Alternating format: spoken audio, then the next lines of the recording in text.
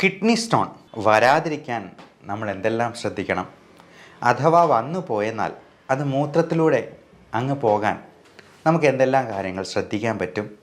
ഇനി മൂത്രത്തിൽ പോകാത്ത കല്ലുകളുണ്ടെങ്കിൽ അതിന് എന്തെങ്കിലും ഒറ്റമൂലി പ്രയോഗങ്ങൾ ചെയ്യാൻ പറ്റുമോ? മൂത്രത്തിൽ കല്ലിന് പലപ്പോഴും വയറുവേദനയാണ് പ്രധാനപ്പെട്ട ലക്ഷണം എന്നാണ് പലരുടെയും ധാരണ.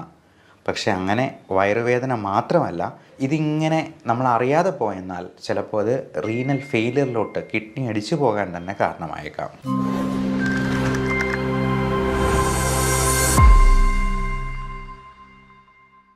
കിഡ്നി സ്റ്റോൺ വരാതിരിക്കാൻ നമ്മൾ എന്തെല്ലാം ശ്രദ്ധിക്കണം?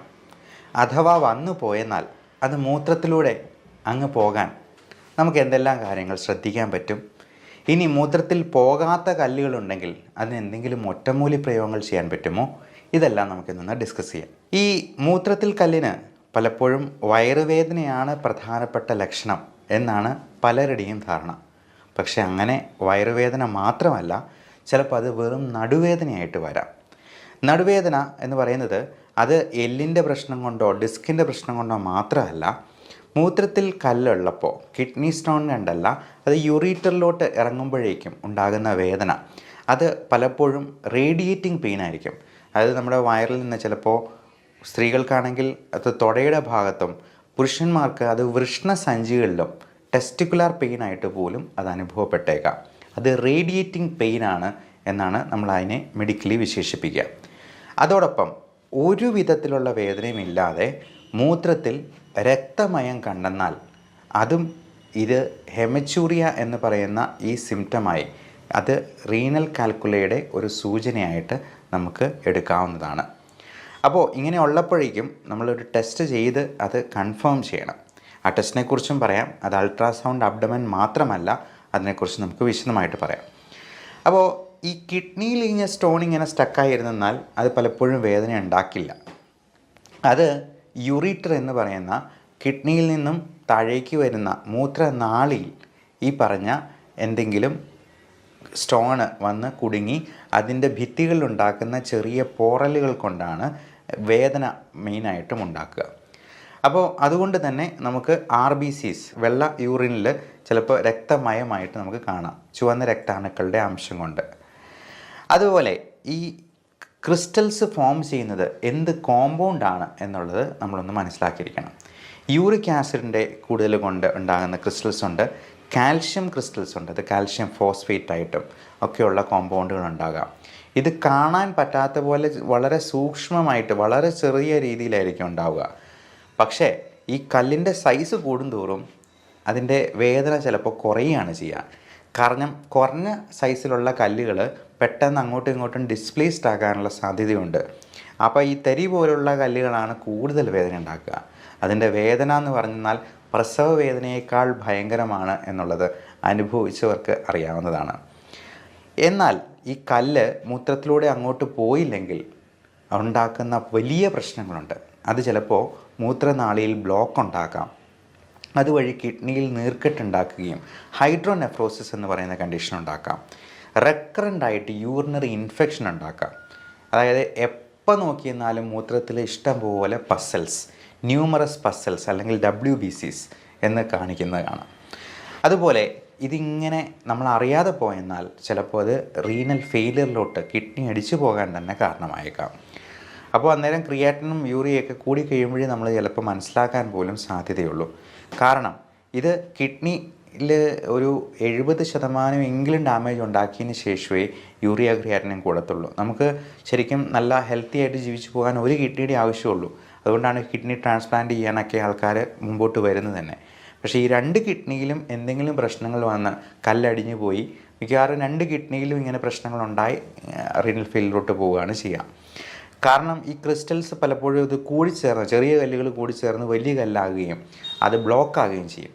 അത് യൂറീറ്ററിനേക്കാൾ സൈസ് വയ്ക്കുമ്പോൾ, കൃത്യമായി പറഞ്ഞാൽ 7 മില്ലിമീറ്ററിലും സൈസ് കൂടിയെന്നാലാണ് ബ്ലോക്ക് ഉണ്ടാവുക.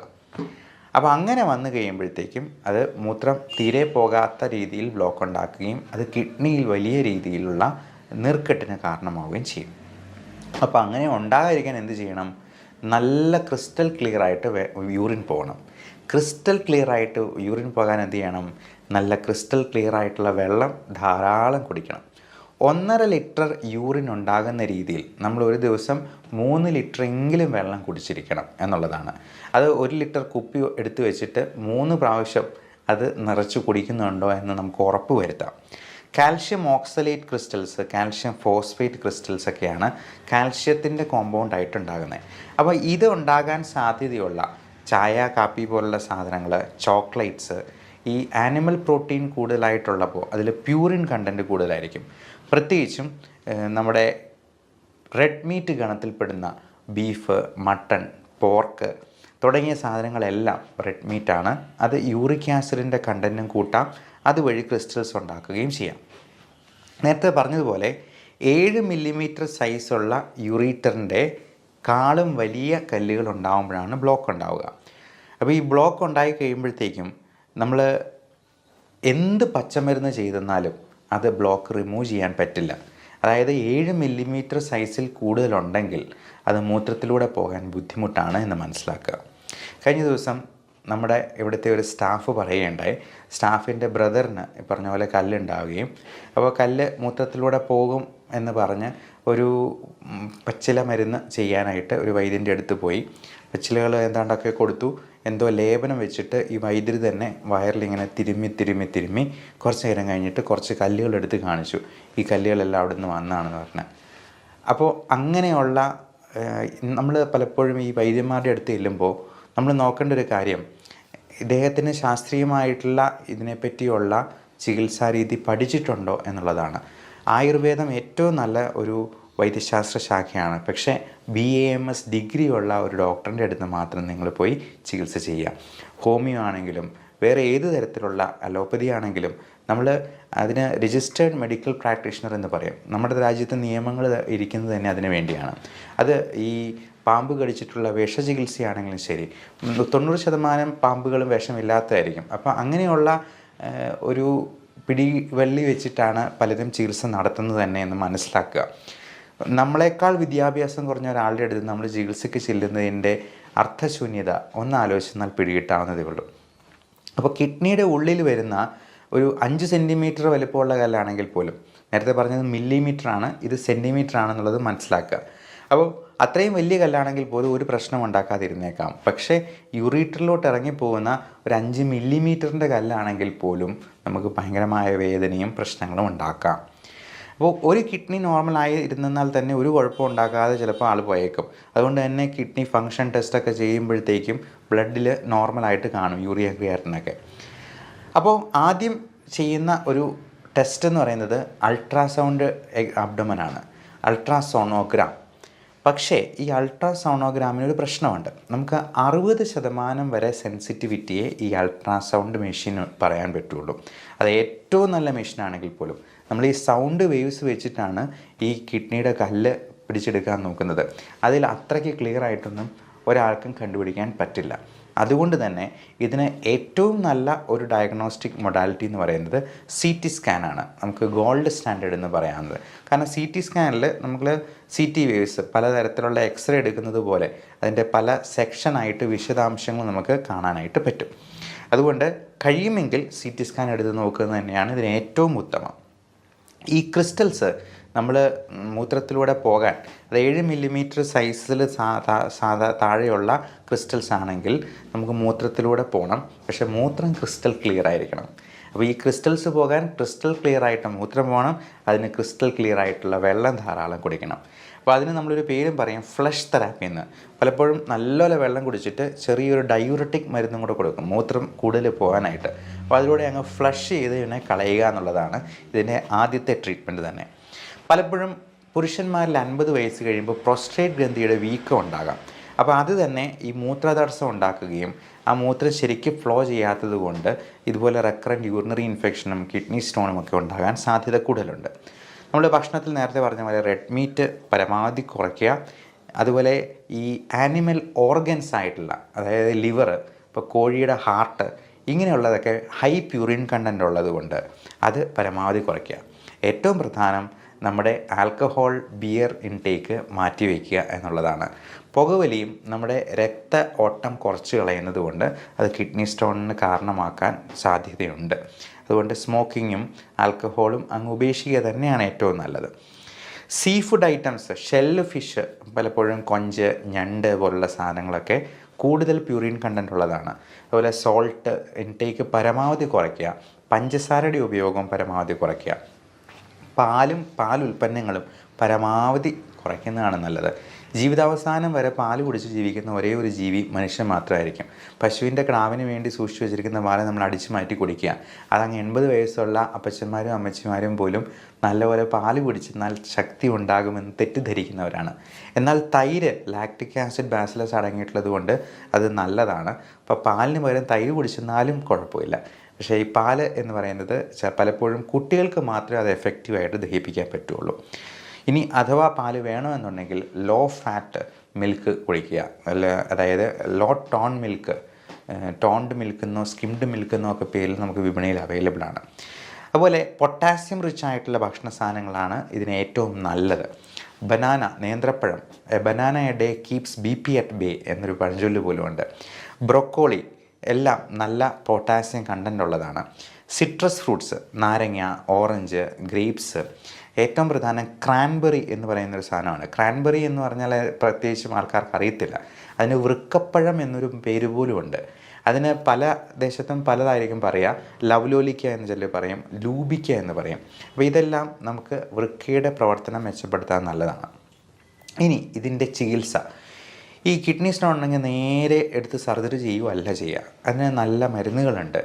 ആദ്യം ഈ പറഞ്ഞ പോലെ ഫ്ലഷ് തെറാപ്പിയിലൂടെ പോകാനായിട്ട് പറ്റുമോ എന്ന് നോക്കും. അതിന് നല്ല മരുന്നുകൾ ഇപ്പോൾ മോഡേൺ മെഡിസിനിൽ തന്നെ അവൈലബിൾ ആണ്.